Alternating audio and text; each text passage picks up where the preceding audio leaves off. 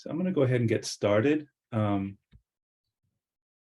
sorry to all the folks I may have been able to work with this morning. I have a really great presentation on some particular work I do with student teachers around lesson study, where we meet once a week and we talk about practice together. And it's really, really worthwhile, rich stuff. It gets at the heart of the matter, the work we do together. And Lisa is working out a way for me to possibly share that tomorrow. And I'd really like to share that with you all. This afternoon, though, I'm going to be sharing something quite different. This is a thought that I've had with a few other people about rethinking teacher preparation, teacher development through a different model altogether. So I'm going to start with just starting a slideshow, but I'm going to be putting you in groups in just a moment, giving you a little bit more of an outline of it as well. So let me get my slideshow going and sharing with you. Let's see, share screen. Okay. And let's see, slideshow. And view the slideshow. Are we seeing it okay? It's looking good? Okay. So to start with, you can see my email there. You might want to contact me about stuff if you want to. And we're going to be thinking about learning progressions, which have been around for a little bit, but we're going to be reframing them. And in this session, I'm going to be laying out some ideas around this. This is really a think tank kind of exercise. We're thinking together about things. I've been to a number of sessions already. We talk about TPEs, we talk about TPAs and such. But what if we were to take all those things and slide them over and say, what do we want to do? What might be a different approach altogether? How could we think about this quite differently? And so this is just a proposition. It's going to be a thought exercise, as I said. And I'd like you to involve yourselves with it and help me think about it as well. So the first thing I'd like to do is have you think about something for yourselves first, okay? So look at the metaphor here. There's somebody about to have to make a climb. So we might think of this as the teacher candidate, and they're going to have to accomplish something, all right? Now, what I'd like you to do is thinking about a particular aim, and this is a reframing of TPEs right here, building and maintaining a positive, productive, and inclusive learning community. Okay, so imagine that as something you want to do with your beginning teachers. But what I want you to do for yourselves for a minute now, you can write for yourself, you can just think about it. If this person's making a climb towards that goal, what would be some beginning things they might do towards that aim? So beginning teaching activities and practices. And the one I suggest is greeting students as they arrive to class is something you might want beginning teachers to do early on in their practice. If you want to think about them moving up a little bit, getting more sophisticated in their teaching, move towards that more expert ability to build and maintain positive, productive, and inclusive learning communities, maybe an intermediate step is working with the students to establish group work norms. So you can imagine all the kids coming together. You're going to be working in groups of 4. Okay, help us. Let's make some guidelines for ourselves. If there are 4 people in the group, what would some of the roles be? How should people attend to each other? Should we be present? Those would be all the kinds of things you might work with at an intermediate level with students. So that might be something a student teacher aspires to. And my suggestion for advanced teaching, and this is, I'm wrestling with learning progressions being within the frame of beginning teaching or just learning progressions across the profession. But imagine some kind of advanced teaching ability where you work with your students and you discuss norms, rules, rights, all those things for student-led class meetings. Instead of the teacher leading a class meeting, how would you as a teacher enable your kids to run their own class meetings? So what I'd like you to do is in breakout rooms, if you could just think about these things together, write down a few things, put them someplace safe because you're going to need them at the end of the session, okay? You want to keep them in mind toward the end of the session, all right? So let me go ahead and I want to check first, thumbs up. I think I have enough to go to the next bit and work in the breakout rooms. Anybody have a question burning before I send you off to breakout rooms? Please, Lisa. Are you suggesting that when we're thinking about things that we think about a beginning, a middle, and an end? like a beginning and intermediate and advanced stage, or are you just saying wherever your imagination takes you? It'd be nice if you could think of it as hierarchical that way. So you're going to have a conversation, or you're thinking about your teachers, candidates that are coming this fall. In the fall quarter or fall semester, what would be some beginning places they would go towards getting to this place about building community? If you imagine the middle of your year, what kinds of things might they be doing that are more sophisticated? And if you thought about an advanced teacher or somebody their first, second, third, fourth, fifth year, what are some more advanced things they might do? Any other questions? Thank you for the good one, Lisa. All right, so I'm going to build breakout rooms. And let's see. Okay, I'm going to make groups of, let's see, probably 4, 5 or 6 people in each group. So if I can make my breakout rooms work. All right, and here you go. We'll be going for about 5 minutes, maybe longer. I'll check in. Hope you had a good conversation, Phyllis, with your peers. I feel kind of lost. Sorry, can I help make it clearer? Were we supposed you're trying to develop a new way of teacher assessment, teacher performance assessment. Is Well, that what I got out of that? Yeah, it'll be much more clear in just about 3 minutes. I Okay. just wanted to get our heads around some things to get started with. So Okay. thank you all for that. That first part was just to get our heads around how teachers develop, some things we think about teachers might need along the way. I'm going to be giving much more detailed idea around this learning progressions now. So I'm going to share my screen with you. And here we are. So this is going to be informational for a little bit here. So this was our starter. What I want you to do now is think about what this looks like to our student teachers. And you can add things in chat as you want to.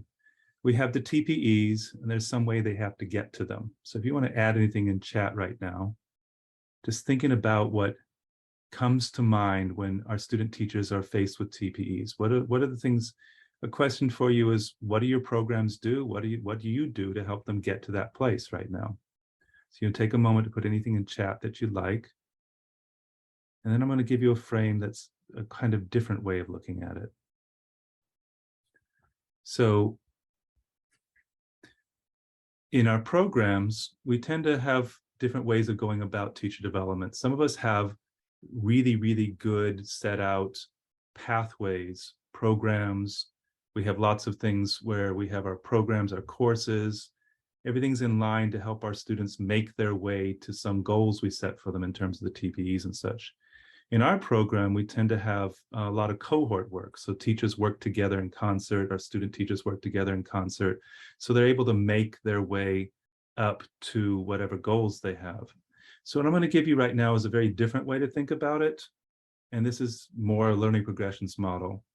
Imagine a different metaphor, a course for development carefully constructed by expert teachers that sets out worthwhile myriad paths to grow in teacher expertise. So in other words, instead of it just being random, how you might get to the top, it's actually been thought through by people like us. And these things aren't random. So this has been built, and it's been built in a way so that people can grow and learn and accomplish things, and not in a random way. And I'm using this metaphor, the climbing wall, because it does a few things for us. The first one, and I'm borrowing this from math education because it's where I come from, the notion of productive struggle. This idea that student teaching isn't supposed to be easy. It's not supposed to be impossible either, but it should be something that's worth attempting and working through in a productive way where there's worthwhile struggles. And those struggles might be the ones we set out for them or they set out for themselves. The other one is UDL, and this comes up in conversations we've had in the last session with Lisa and other folks about what does it mean for people to make their own pathways through things. So instead of it just being teacher initiated, everything that counts is determined by the teacher. What happens when the student teacher gets to say what matters to them and gets to approach it in the way that matters to them as well? Instead of having singular paths to becoming a teacher, they might have some choices along the way. So you can imagine, that they might take some kind of strand that has some very, very easy requirements early on because they need them. And some other of your student teacher candidates might want to skip the first few rungs because they've already been there and done that. So one of the failings, I would say, in a lot of our approaches to teacher development is we take most of our student teacher candidates as the same. And what if we were to do it differently and think they might come to this, they already come with stuff. How do we use that? Last thing I want to put out there is this idea of the path of development being owned by the doer. So in the end, the path they make is something that they've made for themselves. It's not just they've met a bunch of requirements that we set out for them. It's a way of thinking about it. So I'm going to push this metaphor a bit. I want to think about how self-determination, agency, choice should matter in teacher development. So in this particular metaphor, this climber on the left has many different paths to make their way up to some particular goal. How might we frame that in terms of teacher development too? That here's one way you might go, or you might choose this way or another way. And then the other one is just consider shared endeavor, encouragement and support from peers, how much that matters along the way, and the direction each of them might be giving to each other along the way. But for us, I want you all to take a moment to think about this, and you can respond in chat as well.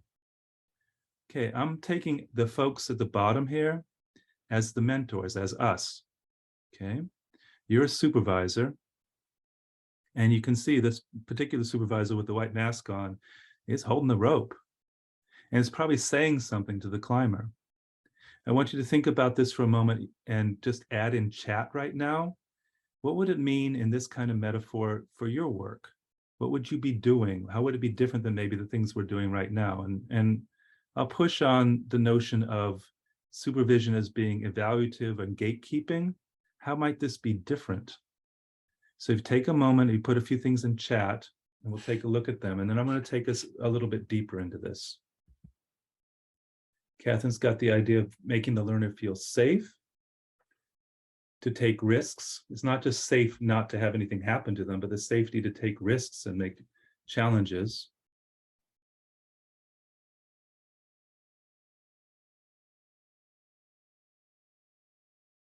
The idea of courage, supervisors helping the student teacher take risks and challenge themselves. Encouragement, the idea of coaching along the way. I hear you, I'm ready to support you, whichever path you choose. Allowing the teacher to come up with his own methods by offering suggestions that lead them to decision-making, naming the strengths. Appreciate all of these. Wonderful. Do you want to try it another way? Oh, that's a wonderful too. Thank you, Christine. Connie, for that one. How tightly are we holding onto the rope? Do we give them the freedom to reach their own goals and grounding in self? I'm going to move on to the next piece now. Thank you for those good connections to this image. So this bit right now is just going to be talking about learning progressions as a way of thinking about this. And it's going to be informational for the next few minutes before we get to go do a project for ourselves. So brief history of learning progressions. So learning progressions are around us, and they've been very strongly used in the sciences and the mathematics. And examples here on the left, there's for a secondary science class, hypothetical learning progression for acid-base chemistry, before general chemistry, after general chemistry, after organic chemistry, after biochemistry. So these are all ways people might move through knowing basic things about chemistry, acid-base chemistry, to more advanced. This is Graham Fletchy. Any of the math educators out there might know his work as well. He's got these wonderful videos where he walks through learning progressions, especially in primary classrooms. And this particular one is all about number, starting with cardinality, hierarchical inclusion, number conservation, decomposition. These are all ways in which somebody might move through the learning to become more and more knowledgeable, proficient at counting. And this last one on the left is from Kathy Fosnot, and she's essentially mapped out with her peers what a learning progression for multiplication and division would be. And if you look from the bottom, you can see some of the things you might expect. she starts with this notion of skip counting, repeated addition, unitizing. But you can see as you move up, when you get to the topmost ones, relationship between branching, repeated addition, and arrays and multiplicative situations. So you can see how the understandings go from novice to intermediate to more expert, which was kind of the exercise we were doing earlier. Now, a little bit more about learning progressions, and I'm going to, there's going to be a little criticality here, so just warning you all. Again, framing what learning progressions are about. The big push for learning progressions came about in 2007, and this is, remember, this is like Nickleby time. A lot of push towards standardized testings and setting out of standards. Many standards of curricula contain too many disconnected topics that are given equal priority. Too little attention is given to how students' understanding of a topic can be supported and enhanced from grade to grade. And so topics receive shallow coverage. The bottom point here, findings from research about children's learning and development can be used to map learning progressions in science. So it was a big point made a dozen years ago or so that kids can learn more than we expect. How can we map that and make it possible for them? That is, one can describe the successively more sophisticated ways of thinking about a topic that can follow and build on one another as children learn about and investigate a topic over a broad span of time. And this is from Duschel, this is from Duschel and colleagues.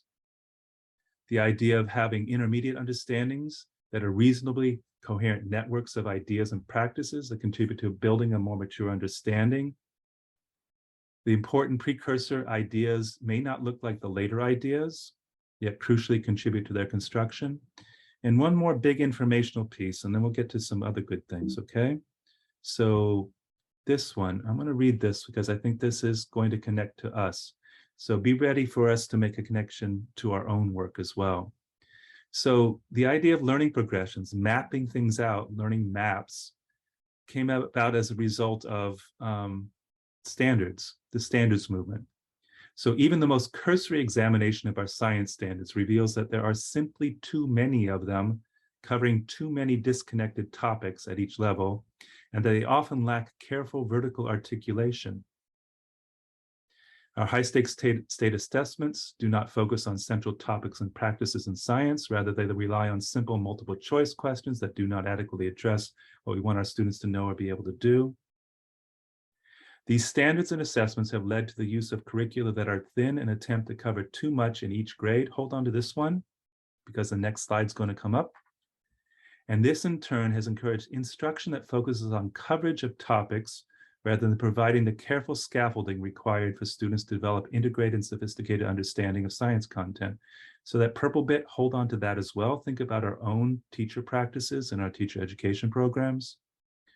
Our students are not spending sufficient time engaging in complex cognitive tasks such as inquiry, argumentation, explanation, and therefore it should be no surprise that many of them do not develop the critical thinking skills we hope they will attain. Now, each of the highlighted pieces, I want you to frame not just in what we're seeing in schools, but what we're seeing in our own programs, because we are educational entities and we teach people. So how do these matter to the way we go about things? So I'm going to give you something familiar here. All of you should know these. Now, the reason I put this up there, obviously, is that these are standards for learning, and there's quite a lot of them. And so the argument made by the people for learning progressions was the notion that there's just so much, and it pushes instruction towards coverage.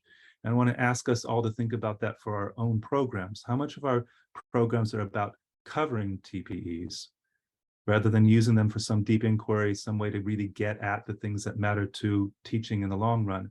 So instead of, how many programs are about, did you accomplish this check mark box? Yes, rather than deep investigations. So I'm suggesting learning progressions may be a different way of thinking about this. I'm going to give you one more. This should also be familiar to you. The idea about assessment, how we think about assessment, and we go about assessment in our teacher ed programs. And as many of you know with CalTBA, I've only given you 5 of the 8 rubrics here. And this is only one cycle. There are 2 cycles. So if we go back to the impetus for learning progressions, the impetus of learning progressions was we have a standards-based curriculum. It's too many discrete bits. It pushes coverage, and the assessment doesn't push us towards deep learning or deep care. So those were the pushes towards learning progressions. So that's why I'm suggesting maybe learning progressions may be a frame we want to apply to our own work. Let's go into something more positive.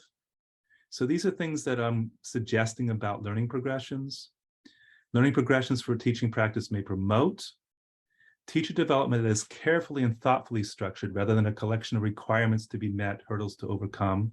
And I'm sorry to say, I feel too often in my own program that I'm helping people meet requirements and helping them get over hurdles, even though I try to keep focused on the deep learning, the things that matter. One of the fundamental things about learning progressions is focusing on significant fundamental ideas rather than constant attention to itemized discrete lists of things to know or do. So for all of us as teacher educators, how close do we hold those big ideas, those central things we care about teaching? And how often do those get pushed against by the myriad requirements we're trying to do for our student teachers? Another notion is teaching as a profession. The idea that we understand our beginning teachers as novices. How do we purposely work towards expert practices? And lastly, a redefinition of supervision, moving supervision from being fundamentally evaluative and gatekeeping. Okay, think about how much of our work right now is about checking to make sure everybody's got their things, everybody's done the right TPEs, we've given them the right marker. How much of it is about making sure that they move to the next place or not, depending on where they are? What if it's pushed towards stewardship and mentorship? What if we're the person at the end of that belaying line, knowing that they're going to climb and giving them what they need to make the climb for themselves? So the idea of ourselves being the more expert others, and we're moving novices to greater and greater expertise. So these are my rationales for thinking about learning progressions for teaching practice. Now, they have been considered before. This is from 2013. There was an interstate group of folks who said, let's make some teaching standards through learning. Let's give attention to teaching standards to learning progressions. And there's links at the end of this. You can come to this one as well. Essentially, what they have is some things that people might do to grow towards more and more competence in learning standards or teaching standards. And you can see in the orange part to the right, there's like a 1, 2, and 3, and you can see how they grow over time. And this framework is really, really useful. My take on it, though, and other people's takes on it has been that it's really focused on meeting standards. And so my push, a thought for all of us, is what if we focused on something that is focused on development rather than meeting requirements? So I'm going to give you something to think about in just a moment. There's 2 ways to think about learning progressions. The first one is, as we just showed you, or as just showed you, learning progressions that help people meet standards so they can meet the standards set out by experts. But this Furtak set out this other notion of learning progressions where it's about moving from naive understandings to expertly held ideas. And that's something I'm suggesting with this. So I'm going to give you an example of something I built as a starter, and I'm going to ask you to do some work, okay, if we have enough time.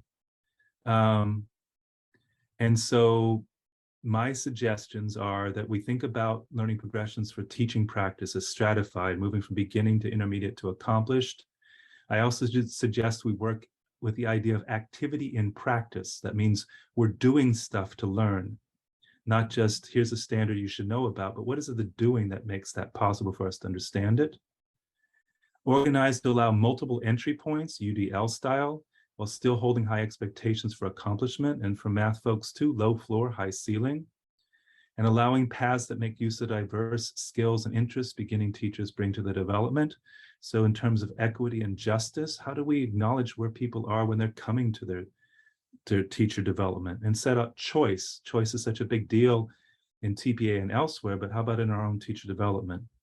So well, I'm going to leave this aside for right now, but we need to think about domains, what kinds of things we might want to go from. The ones that I've thought about in the past, the California TPEs, the TPA, national board standards. There's also University of Michigan high leverage practices. So what should the learning progressions be about? And these might be some places to start with.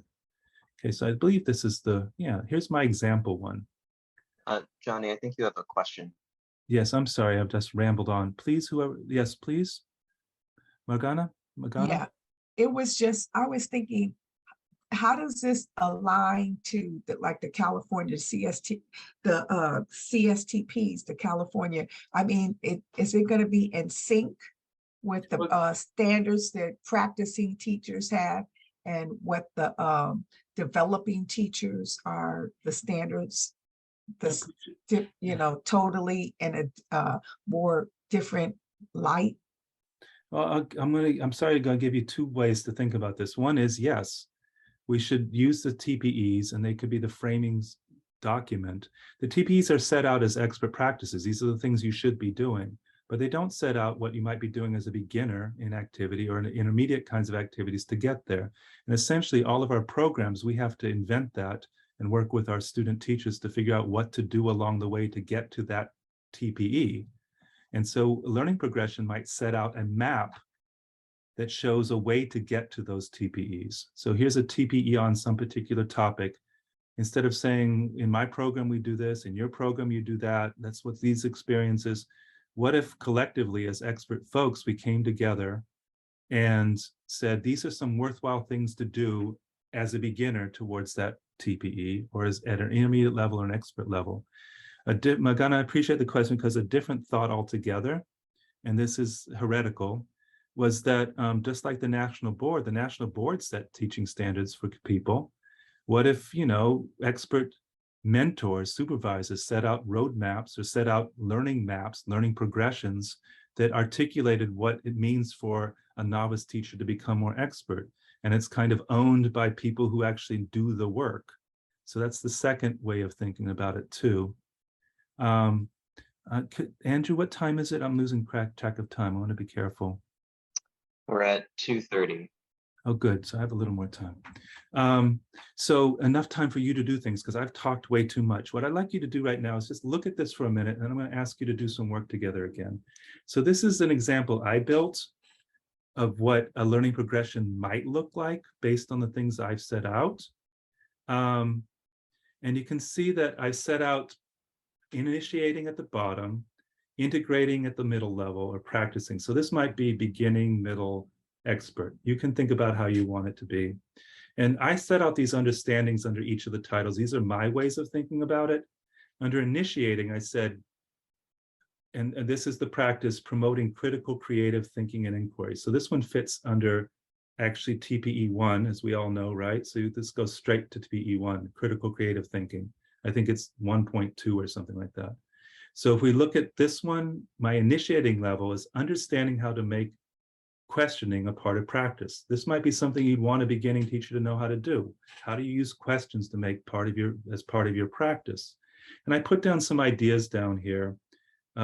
Gives time to wonder and opportunities for students to share their wonderings.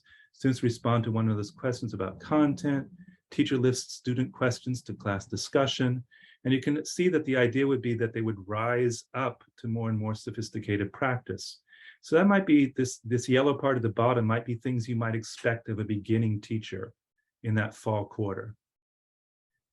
And then intermediate understandings, maybe they're starting the second half of the year, January something, things to work towards. And this is my suggestion under integrating or intermediate, understanding how to build student reflection and criticality.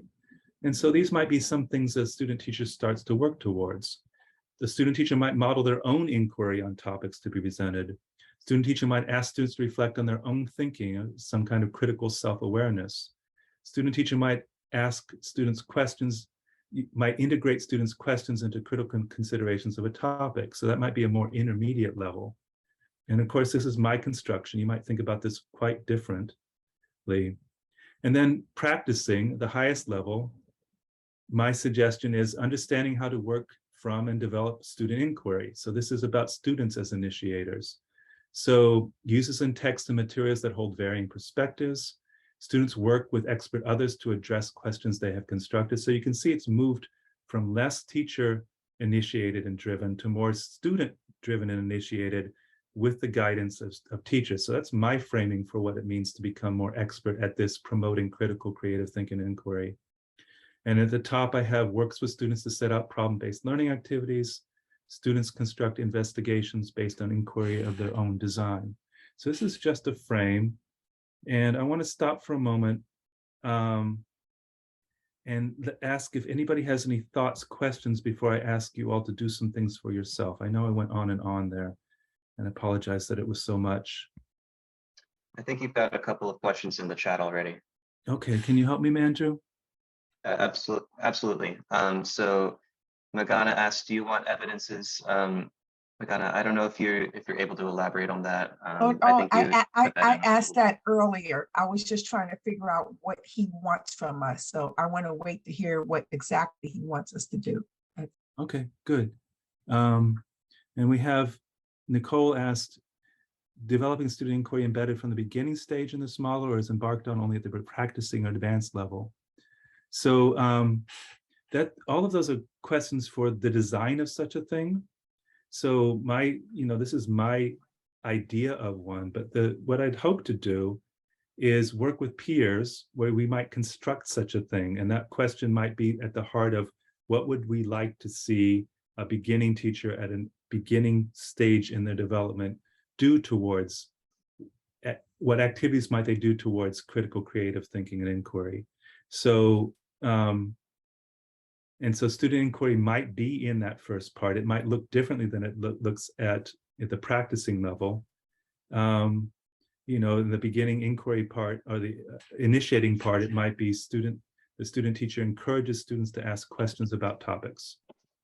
And that might be enough of an initiating place to be. Any other thoughts or questions right now? So the person that said talk moves and what you just said right now, those are like evidences. That's what you're looking for. Yeah. To match this framework. Yeah, so that's a part that I'm weak on, and we'll have to think about it. I need people like you to help me think about it. Just that part of the discourse around learning progressions is, how do you collect evidence? What does it look like? And that's part I haven't thought about much. But that idea of what would you be looking for as a supervisor in a practice? My map, and at least I'm going to come to you in just a moment. My idea, the big idea, is that imagine all of us having a map, something like this, across domains in the TPEs, where we could actually sit with our student teachers and they could map a way for themselves to develop in their teaching across a year. And it'd be a map that you would keep coming back to again and again. So you could imagine at the beginning, this is your beginning student teaching. Here's 5 or 6 different things you might try out in the first weeks of teaching. What do you want to try out? Every couple of weeks you come back, you go say, how'd you do on that? So you're essentially that supervisor, you're essentially that person holding that belaying line, calling up to them as they're climbing up the wall. But you have a map, you have a course, you have some way to think about it along the way. So that's the big idea around learning progressions. And that's why it differs from just having a collection of TPEs. So, Johnnie, yes, please. I want to get back to Lisa too, sorry. I appreciate what you're offering here. And to me, this represents higher order thinking skills that we're promoting in the way of less one-way transmission of information from instructor to candidate or candidate to their students. We want more deep inquiry. We want more independent thought at a deeper level. It seems to me that's what you're promoting. Yeah, and it is my prejudice, my bias here is that I want my student teachers to be the owners of their trajectory, their path. So at the end of student teaching and ever, they'll say, I did these things. I didn't just get through a program and complete all the requirements. It's dispositional too. So part of this is about setting a disposition in teacher candidates that they should own their path. They should make choices about their own development. They should not be waiting around for somebody to say, this is the next thing you should be doing. Lisa, you were waiting. I'm sorry I didn't get to you. It's fine. I love the conversation, and it's so interesting because if I'm hearing you right, you're asking us to model the paradigm shift we're hoping to offer to students. It's not how we were taught. It's not how we taught them, right? Like we didn't grow up in a space where we were asked to have autonomy and agency, and we are constantly looking for the right answer. And that's who we're dealing with as our teacher candidates for the most part. I mean, if they're older or younger, that's still their frame for most people, unless you're a Waldorf kid, what you're coming from, unless you're a Montessori kid. So this is contrary to how we learned. And that, of course, makes everybody's nerves go like that. So this is great, because I think we can't ask kids to be that if we don't model it for them. And that's what you're asking us to do, is to take agency with them and provide them with those levels and opportunities for connection to grow their way.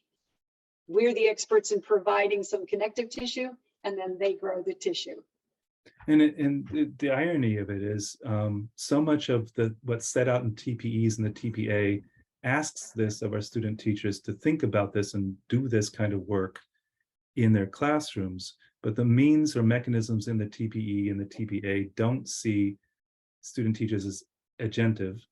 They don't see them as owners of the pathways. They don't see them as decision makers in the ways that we would hope they would be once they have their classrooms for themselves. One of the things I love about this job is what I find when I'm in classrooms is we say to kids a lot, okay, we're going to work in small groups. You 4, here's your prompt. Okay, go. Right. So we don't practice, we don't scaffold, we don't sequence what it is to collaborate in teacher training. So how, please help me understand how we could possibly ask them to ask that of kids if we don't do that with them. Is that an example of a possible way to help them grow? Yeah, well, there's 2 things to it. One is that we're saying to them, you should own your path and you should decide how to make your path. And we're here for you and we will give you good direction. The other one is that we're coming from teacher development with a map rather than a set of goals that they have to find, they somehow have to get to. And that map can help us better articulate to them choices they might make for themselves. So it's not an empty canvas. It's not like, well, you're just going to have to figure this thing out and we're going to give you some courses and hopefully all those things will stitch together. What if we had some kind of map that was co-constructed by mentors, supervisors, expert teachers like us? So I hope I haven't overwhelmed people.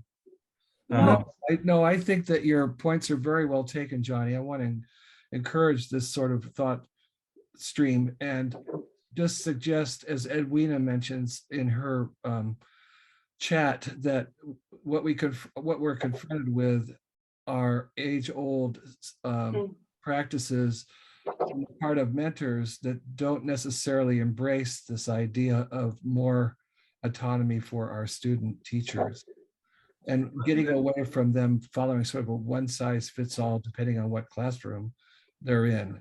That's a challenge.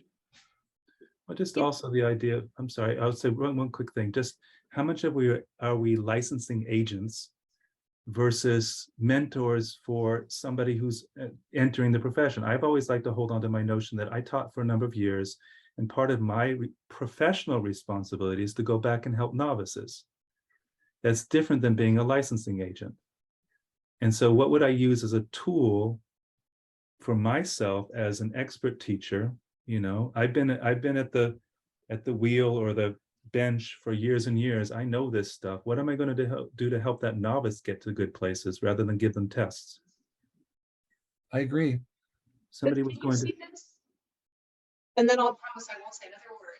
But what it is like, these are the bars of assessment. And this is the teachers moving towards students, like the student voice.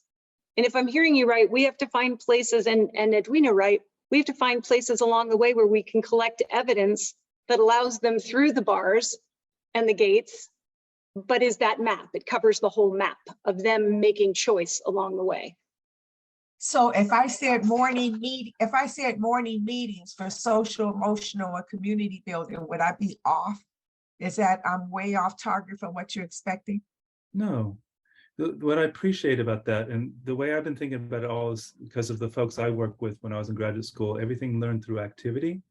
And so what does morning meetings set up for a beginning teacher to have to think about and work through in terms of building community? And I don't need the answers to that. I just need to know that there's going to be opportunities for them to learn stuff that's going to matter to their teaching. So we have any other comments? I wanted to give you, let's think, I want your help here. What we could do right now is just think about building one together. I had this notion of adding on some of those things to that first question I asked you about beginning, intermediate, and advanced in terms of building community. We could do that, or we could continue this conversation. Anybody have a choice they would like to make? Just sharing some of the things we thought about at the beginning of this session, or to continue to talk as we are now?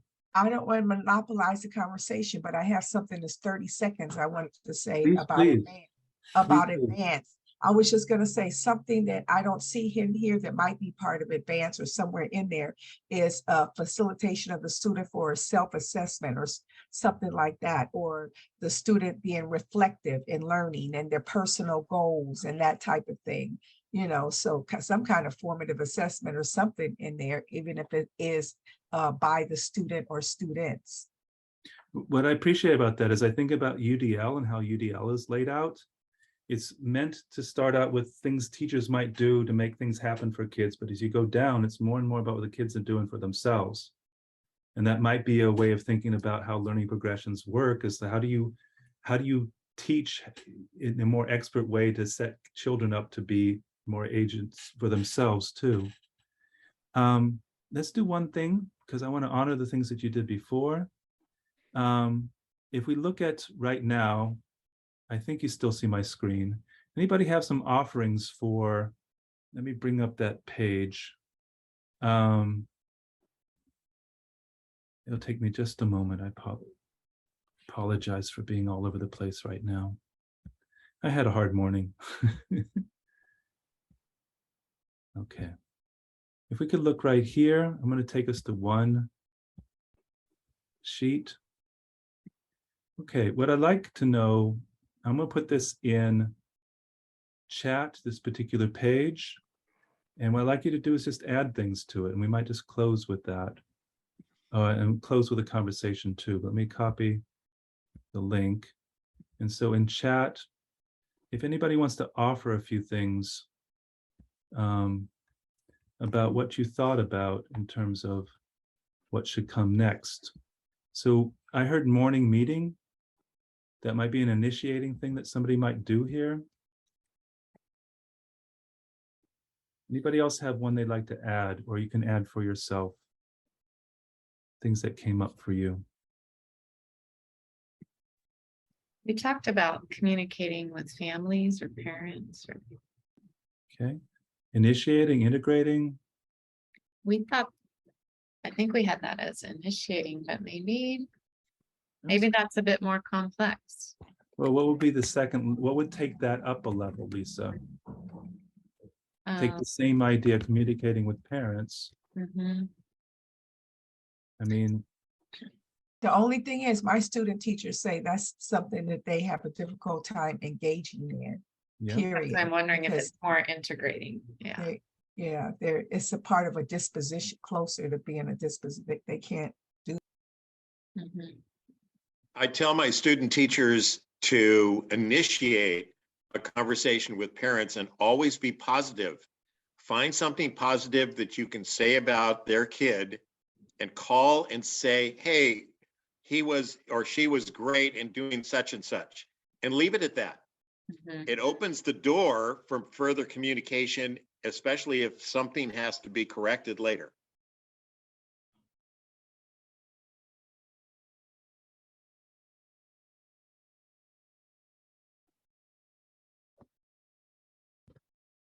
Other thoughts? I think you have a question in the chat here. Jude is asking, this is why this document is co-created with the student teacher, right? I hadn't thought of that, Jude. That's a wonderful way to think about it. The way I thought about it was that we'd have some kind of generic map that might be constructed. So imagine if we're using the climbing wall metaphor, the map, the wall's been built by expert teachers saying these are the ways to go about it. But the co-construction comes in, how do you approach it? Where might you start? What might be the first steps you take? What choices do you make along the way? The thing that would be tricky is that the beginning teacher may not know the things you know already. They may not know what that intermediate step is or what that expert step is at the end. And that's the place where we would be there. Is that? Yeah, I think part of the clarification was just like what Edwina said. when she says, well, but my student teachers wouldn't be at that integrating level. That would be more of a practicing piece for them. So, I think everyone starts, starting from a different place. I think we had this conversation in our group where new teachers in the field come in with their prior knowledge and life experiences, which can be translated into teaching. So anyway, that was my question, but this is amazing. Thank you so much for introducing this. Thank you. Janice, please. I also, I don't want to throw a wrench in the works, but a lot of my student teachers in various schools don't have the access to the parents that the mentor teacher has. So I would put something more proactive into like the back to school night, when I know that not all parents are good at being at back to school night for various reasons, but let the TC have a bigger role in the back to school night, so that they can make that connection with parents. You brought up something wonderfully important, Janice, and I appreciate this too. A lot of the curricula we use for most everything makes an assumption about all people having to do it the same way, but our student teachers are teaching in different contexts. So if we use this idea of a map, the climbing wall again, there may be a different path for that student teacher who doesn't have that same frame for their teaching. There's something else altogether they might do and still come to really worthwhile things. I appreciate that, Janice. And if I can just add one more thing, maybe even going to a game or a function in which the students are participating. I think that might be a good initiating activity as well. Wonderful. And we have just a moment. Kenneth, please. Hey, just a couple of thoughts about that. Johnny, this is wonderful stuff. Hey, along with what Janice was just talking about, is having student teachers either attend or make presentations to ESL meetings, PTA, and the groups that the administrators have for community, so they could see the broader thing that's going on in schools. So I'm going to close on this because I think this will be helpful. All of you have dozens of things that are really worthwhile, things that you do to move student teachers in their development, but we all have our collections. And imagine if we somehow came together in groups where we set out and made out and sketched maps. They don't have to be permanent maps. We sketched out possibilities for student teachers to think about these things. And so there might be some things I do in my practice as a supervisor that might be useful to someone else. Somebody else might have a notion about, this is an activity that really supports my student teacher to learn that. Instead of it being tabula rasa or just a blank slate about what happens between the first day you start student teaching and how you get to more expert practice, the idea that we might come together and share our knowledge in some kind of map or something could be a really worthwhile activity. Now, I gave you way too much today. I apologize about that. If you'd like to connect with me, my email is obviously available. This slideshow is in the resources as well. I don't know that I have much more to say. I really appreciate your patience with this today. Obviously, I gave you a lot to think about, but it's something that I've been pondering for a little while now. Yeah, I know, Johnny, I'm just going to chime in because I know you and I have talked about this as well. And I think it's really interesting and exciting. So I just want to put out there that maybe this could be one of the small groups that meets in the fall to build on what we've started talking about today. So with the end of conference survey, if you're interested in continuing this conversation, maybe coming together once or twice in the fall to contribute to something like Johnny just mentioned, where everybody shares these amazing ideas that you're bringing up. So, okay, good. Somebody's already said yes. Thanks, and just appreciate this, Lisa. And it goes back, it's sort of the notion of what the National Board did years ago. Everybody was telling teachers what their job is, what their profession is. And right now, as I set out before, the state tells us what to do for licensure, and our programs are, the academic side of our programs tells us what we should be doing as well. What are we actually doing, and how do we own our practice too? So it's a way of thinking about it. Thank you all so much. Yeah, and I think we have time if people, I see a couple hands up. If you're okay, Johnny. Yeah, I'm here. We don't have, all we have is a debrief at 3, so we have a few minutes. So Yeah, is it anybody Kene? like to I don't- start? That'd be great. Kone, could you start, please? Yeah, I just wanted to mention, because go back just a little bit to this one that we were working on, because we're talking about having positive and inclusive learning communities. And I just think it's so important that we highlight that when we create these activities and practices. We have to look at students' cultures, background, race, ethnicity, and we have to make sure that we intentionally bring those to the forefront. So if we're talking about morning meetings, we're bringing in students' funds of knowledge to the table, and that we're intentional about that, because a lot of times, you know, the TPEs don't highlight that. They don't highlight inclusivity or anti-racist, anti-bias teaching. So this is a great place for us to put it in with student teachers. So, and this was a thread I didn't highlight, but it is underneath it all.